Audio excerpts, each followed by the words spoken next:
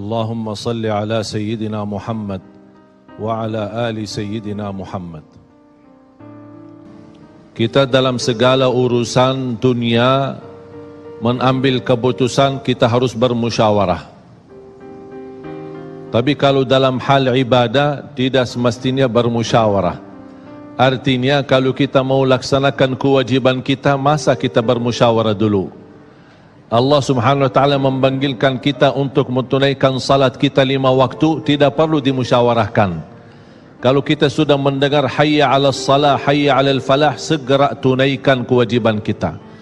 Kalau kita perhatikan dalam Al-Quran, banyak ayat-ayat yang Allah subhanahu wa ta'ala ikatkan salat dengan zakat, atau bahasa lain salat dengan infak, sebagaimana firman Allah subhanahu wa ta'ala di suratul Baqarah, dan saya yakin semuanya hafal.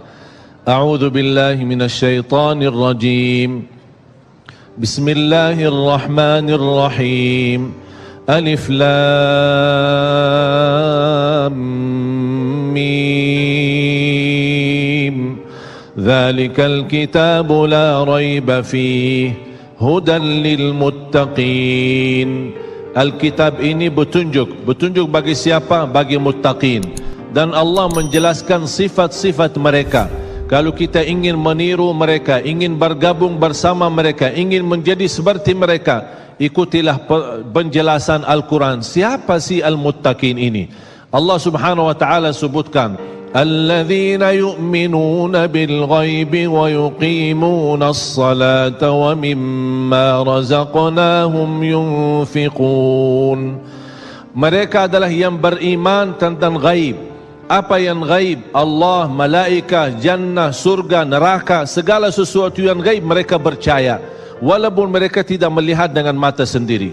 Dan sifat mereka alladzina yuqimuna as-salah. Beda artinya yuqimuna as-salah sama yusallun. Ada orang hanya kerjakan salat, tapi ada orang mendirikan salat. Ada 2 orang salat di saf pertama, sama-sama ruku', sama-sama sujud, sama-sama membaca Al-Quran, tetapi satu diterima oleh Allah, satu tidak diterima oleh Allah. Apa persoalannya?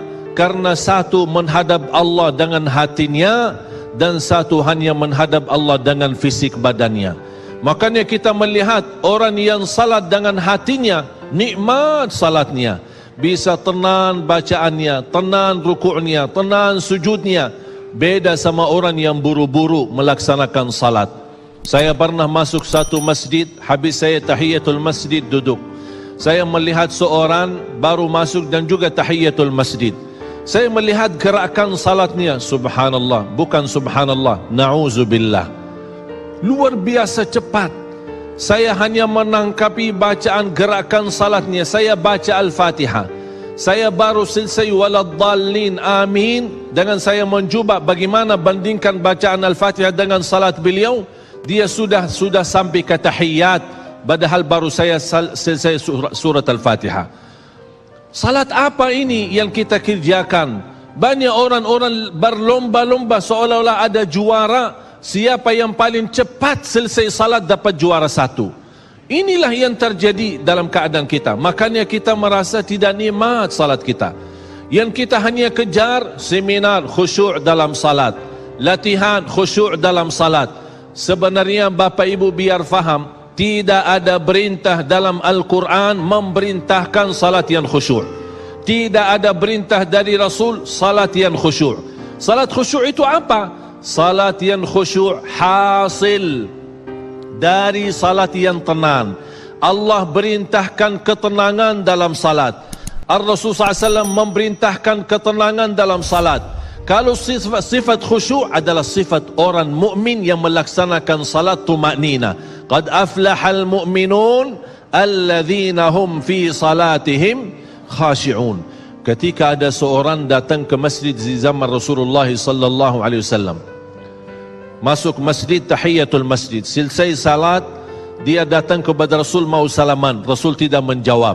Bahkan Rasul berkata, salli fa innaka lam tusalli, salatlah karena kamu belum salat.